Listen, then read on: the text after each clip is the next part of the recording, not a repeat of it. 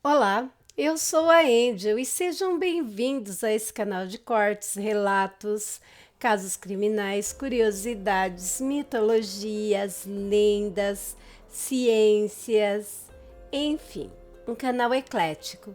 Cada dia trarei para vocês aqui um tópico, um conteúdo diferente. Se você, assim como eu, gosta desse tipo de trabalho, desse tipo de canal, se inscreve aí, deixa o gostei, compartilhe esse vídeo com mais pessoas e ative as notificações do canal se você quiser continuar a receber o conteúdo do canal assim que eu postá-lo na plataforma. Bem, recados dados, vamos dar prosseguimento ao vídeo. E hoje é domingo, dia de domingo com o Drácula, com a leitura do livro Drácula de Bram Stoker, publicado pela editora Pé da Letra. Vamos prosseguir aqui com o capítulo 22, Diário de Jonathan Harker. 3 de outubro. Já que preciso fazer algo, senão enlouqueço, escrevo nesse diário. Agora são 6 horas e nos encontraremos no escritório dentro de 30 minutos. E comeremos alguma coisa, pois o Dr. Van Helsing e o Dr. Sirrod concordaram que, se não comermos, não conseguiremos fazer o melhor que pudermos. O melhor que pudermos fazer será. Deus é uma testemunha necessária hoje. Preciso continuar a escrever a cada chance que eu tiver, pois não ouso parar para pensar. Tudo, pequeno ou grande, precisa ser registrado. Talvez ao final as pequenas coisas são as que nos ensinarão mais. Os ensinamentos pequenos ou os grandes não poderiam ter levado Mina ou eu a uma situação pior do que a que estamos agora. Contudo, precisamos confiar e ter esperança. A pobre Mina acabou de me contar com lágrimas correndo pela face que nossa fé é testada pelos problemas e pelos sofrimentos e que precisamos continuar acreditando, pois Deus nos ajudará. No fim, no fim, meu Deus, que fim! Vamos ao trabalho, ao trabalho. Quando o Dr. Van Helsing e o Dr. Sirrod voltaram de atender o pobre Randfield, discutíamos seriamente o que tinha que ser feito. Primeiro, o Dr. Sirrod nos disse que quando ele e o Dr. Van Helsing desceram para o quarto de Randfield, o encontraram deitado no chão, todo amontoado. Seu rosto estava machucado e amassado. Os ossos de seu pescoço estavam quebrados. O doutor Sirrod perguntou ao enfermeiro de plantão no corredor se ouvira alguma coisa.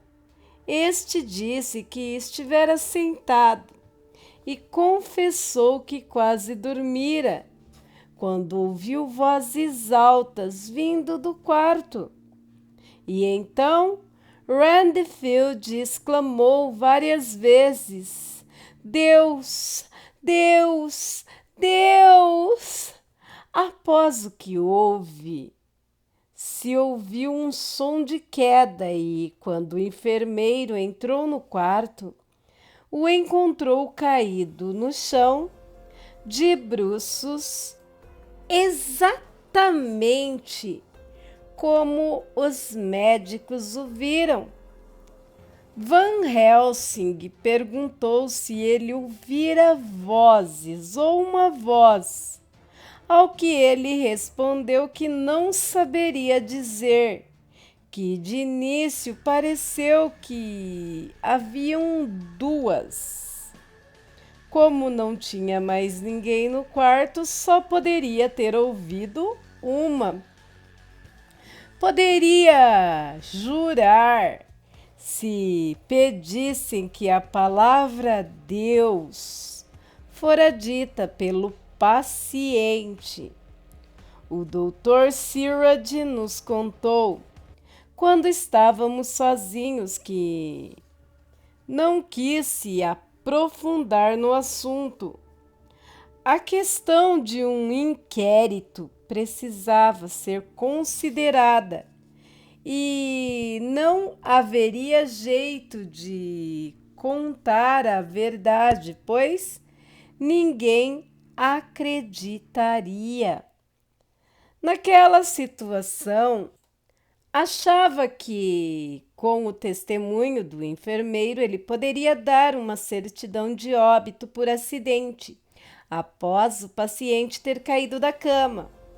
Caso o médico legista exigisse, haveria um inquérito formal, necessariamente com o mesmo resultado. Quando começamos a discutir o assunto de qual deveria ser o nosso próximo passo, a primeiríssima coisa que decidimos foi que Mina deveria ficar sabendo de tudo, que nada, de qualquer tipo, por mais doloroso que fosse, devia ser mantido oculto dela. Ela mesma concordou com esta sábia decisão e cortou ver o coração, vê-la tão corajosa e ao mesmo tempo tão triste e mergulhada em um desespero tão profundo. Não pode haver mais nada oculto, disse ela. Oh, já escondemos coisas demais. Além disso, não há mais nada neste mundo que consiga me causar mais dor do que eu já aguentei e do que sofro agora. O que quer que aconteça, deverá me trazer uma nova esperança ou coragem. Van Helsing olhou fixo para ela enquanto falava e disse repentinamente, mas em voz baixa: Mas, minha cara Madame Mina, não tem medo? Não por si mesma, mas pelos outros que se importam com você depois do que aconteceu? A expressão dela ficou ainda mais determinada, mas seus olhos brilhavam com a devoção de um mártir, enquanto respondia: Ah, não, já me decidi. A fazer o quê? Perguntou ele gentilmente, enquanto todos nós ficávamos absolutamente imóveis, pois cada um de nós sofria de uma forma. Todos nós tínhamos uma vaga ideia do que ela queria dizer. Sua resposta veio com uma simplicidade direta, como se estivesse apenas declarando um fato. Se eu encontrar em mim mesma, e prestarei bastante atenção, algum sinal de perigo a qualquer pessoa que me é cara, morrerei. Não se suicidaria, disse ele com a voz rouca. Sim, se não tiver nenhum amigo que me ame e que me poupe de tamanha dor e de um esforço tão desesperado. Ela o encarou com uma expressão carregada de significado ao falar. Ele estava sentado, mas então levantou-se e aproximou-se dela e colocou a mão sobre sua cabeça, enquanto dizia solenemente: Minha criança, você tem um amigo assim. Se fosse pelo seu próprio bem, eu mesmo prestaria contas a Deus para encontrar esta eutanásia para você, ainda que fosse o melhor a ser feito neste momento. Não, se fosse seguro. Mas, minha cara, por um momento não conseguiu mais falar e um grande soluço subiu por sua garganta. O controlou e prosseguiu. Nós que aqui estamos nos colocaríamos entre a senhora e a morte. A senhora não deve morrer, não deve padecer pela mão de ninguém, muito menos pela sua própria, até que o outro, aquele que conspurcou sua doce vida, estiver verdadeiramente morto, a senhora não deve morrer, pois se ele continuar sendo um morto-vivo, a sua morte a transformará no mesmo que ele. Não, a senhora precisa viver, precisa lutar e se esforçar para viver. Ainda que a morte lhe pareça uma indizível bênção, precisa lutar contra a morte em si, ainda que ele a visite através da dor e da alegria, de dia ou de noite, na segurança ou no perigo, por sua alma viva. Peço-lhe que não morra, até mesmo que não pense na morte, até que este grande mal esteja no passado. A pobrezinha ficou pálida como a morte e estremecia e tremia como já vi a areia movediça tremendo com a chegada da maré. Ficamos todos em silêncio. Não podíamos fazer nada. Finalmente ela se acalmou e, voltando-se na direção dele, disse com doçura, mas com tanta tristeza, enquanto estendia-lhe a mão: Prometo, meu caro amigo, que se Deus me permitir viver, lutarei para isso, até que, se Ele nos conceder em seu devido tempo, que este horror tenha ido para longe de mim. Se portou com tamanha bondade e bravura, que todos sentimos os nossos corações fortalecidos para cumprirmos a tarefa que teríamos que aguentar em nome dela.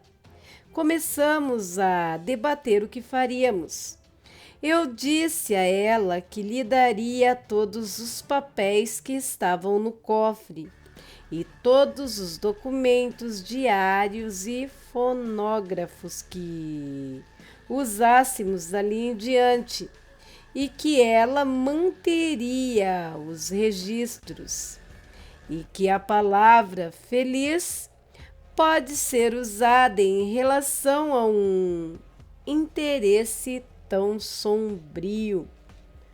Como de costume, Van Helsing pensara à frente de nós todos. Havia organizado todo o nosso trabalho com exatidão. Talvez tenha sido melhor, disse ele, que em nossa reunião, após a visita a Carfax, decidimos a não fazer nada com as caixas de terra que lá estão. Se tivéssemos feito, o conde teria descoberto nossos desígnios e, sem dúvida, já teria tomado providências para frustrar os nossos esforços em relação às outras. Mas agora ele não sabe quais são nossas intenções. Na verdade, além disso, ele provavelmente não sabe que temos o poder de esterilizar todos os seus covis para que não consiga usá-los como costuma fazer. Nossos conhecimentos sobre a disposição das caixas são tamanha que, quando houvermos exterminado a casa em Piccadilly, poderemos encontrar cada uma das que faltam. Assim, hoje o dia é nosso e é sobre ele que se apoiam as nossas esperanças. O sol que nasceu iluminando a nossa tristeza, hoje de manhã, nos protege durante o seu caminho, até que se põe. Hoje à noite, aquele monstro reterá qualquer forma em que agora esteja. Está confinado às limitações de seu invólucro terreno. Não consegue sumir no ar, nem desaparecer através de rachaduras, trincas ou fendas. Se passar por uma porta, precisará abri-la, como qualquer mortal. Assim, temos esse dia para procurar todos os seus covis e esterilizá-los.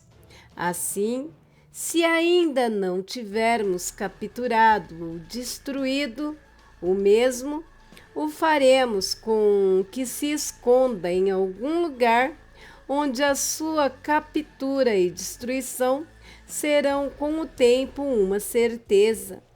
Naquele momento tive um sobressalto, pois não pude me conter diante da ideia de que os minutos e segundos tão preciosamente carregados com a vida e a felicidade de Mina estava nos escapando, visto que, enquanto falávamos, era impossível agir.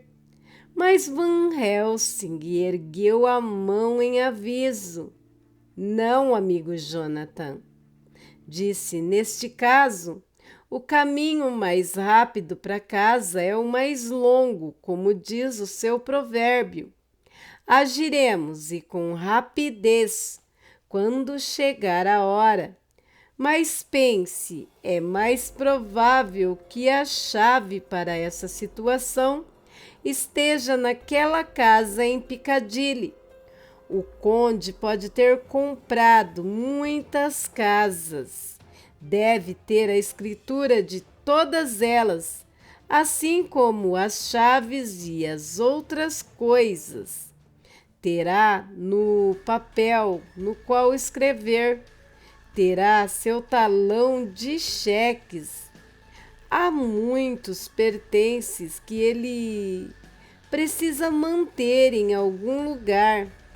Por que não neste lugar tão central, tão silencioso, onde ele pode sair e entrar pela porta da frente a qualquer hora, onde não há ninguém que repare nele, na vastidão do tráfego?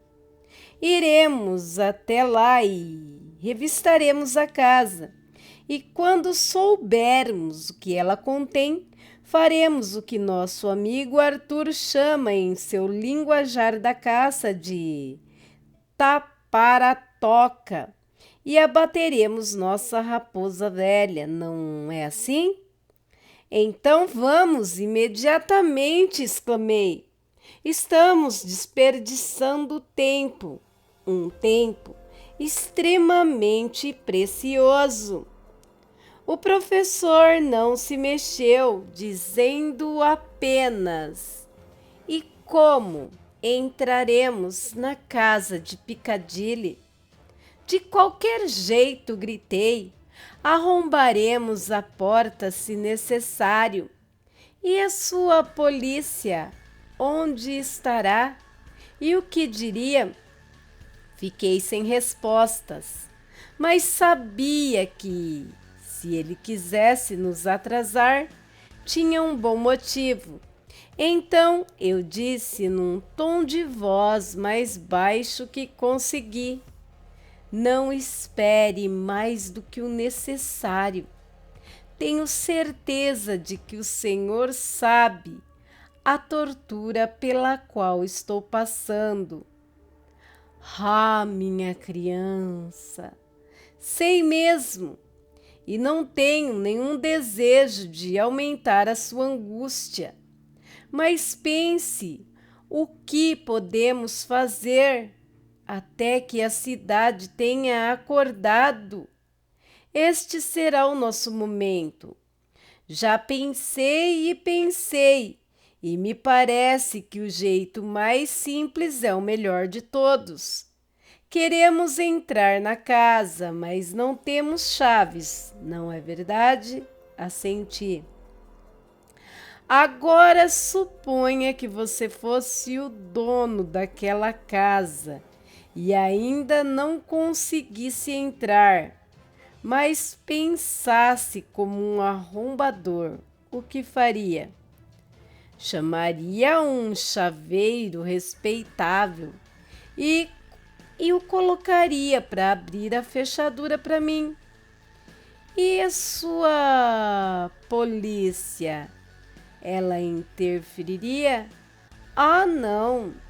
Se soubesse que o homem tinha um emprego apropriado, então fixou-me com um olhar tão astuto quanto o seu tom de voz.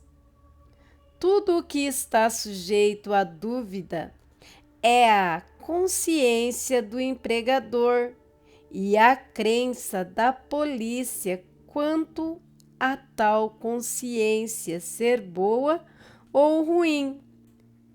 Seus policiais devem ser homens zelosos e espertos, muito espertos, para conseguir ver o que se passa dentro da mente de alguém e se preocuparem com tais questões. Não, meu amigo Jonathan. Pode ir tirar a fechadura de 100 casas vazias nesta sua Londres ou de qualquer cidade no mundo. E se o fizer da forma correta, como sempre é feito, e no horário em que as coisas são feitas, ninguém interferirá. Já soube de um cavalheiro que tinha uma casa tão elegante em Londres e quando foi passar os meses de verão na Suíça e trancou a sua casa, um ladrão quebrou a janela de trás e entrou. Então abriu as cortinas da frente e entrava e saía pela porta principal, na frente da polícia. Depois fez um leilão dentro daquela casa e o anunciou com uma placa enorme. E quando chegou o dia, vendeu, através de um leiloeiro famoso, todas as posses que pertenciam a outro homem. Então chamou um construtor e vendeu-lhe a casa, fazendo um acordo de que ele deveria demoli-la e levar tudo embora dentro de um determinado prazo. E a sua polícia e as suas outras autoridades o ajudaram da forma que puderam. Quando o dono voltou das férias na Suíça, só encontrou um buraco onde estivera sua casa. Isso tudo foi feito de acordo com as regras, assim como será feito o nosso trabalho. Não iremos cedo o suficiente para que a polícia tenha pouco em que pensar e achará estranho. Iremos depois das 10, quando já haverá muitas pessoas por aí, e essas coisas serão feitas como se fôssemos mesmo os donos da casa. Não pude deixar de admitir que ele estava certo, e o terrível desespero no rosto de Mina se transformou em um pensamento tranquilo. Um conselho tão bom trazia esperanças. Van Helsing prosseguiu: quando estivermos dentro da casa, poderemos encontrar mais pistas. De qualquer forma, alguns de nós poderemos ficar lá, enquanto o resto encontram os outros lugares, onde pode haver mais caixas de terra, em Bermondsey e Mile End. Lord Godalming pôs-se de pé. Posso ser de alguma valia em relação a isso? Disse. Mandarei uma mensagem a meus criados para que deixem cavalos e carruagens a postos, onde forem mais conveniente. Escute aqui, velho amigo, disse Maurice. É uma ótima ideia deixar tudo pronto, caso queiramos ir a cavalo. Mas não acha que uma de suas carruagens chamativas, com os seus adornos heráldicos em uma ruela de Walworth ou Mile End, não chamariam atenção demais para os nossos objetivos? Me parece que deveríamos pegar as charretes de aluguel quando formos para o sul ou a leste, até mesmo deixá-las em algum lugar perto do bairro para o qual nos dirigimos. Nosso amigo Quincy está certo, disse o professor. Sua cabeça está, como vocês dizem, exatamente no lugar certo. O que temos a fazer é difícil e não queremos que ninguém nos observe, se possível. Mina se interessava cada vez mais por tudo e fiquei felicíssimo ao ver que as exigências do assunto a estava ajudando a esquecer por algum tempo a terrível experiência durante a noite. Ela estava muito pálida, quase que lívida, e tão magra que seus lábios se retraíram, mostrando seus dentes de forma um tanto quanto proeminente. Não mencionei esta última observação para não causar-lhe uma dor desnecessária, mas fez meu sangue gelar pensar no que ocorrera com a pobre Lucy quando o conde sugou seu sangue. Por enquanto não havia sinal de que seus dentes estavam ficando afiados, mas o tempo estava passando e ainda tínhamos tempo para ter medo. Vamos parar por aqui com a leitura do livro Drácula de Bram Stoker, capítulo 22, parte 1. Sexta-feira que vem daremos prosseguimento à parte 2 desse capítulo. Se você gostou, se inscreve aí no canal, deixa o seu gostei, compartilhe esse vídeo com mais pessoas que também gostam, deixem suas opiniões e considerações aí na área destinada aos comentários, mas comentem com respeito, tá? Por favor.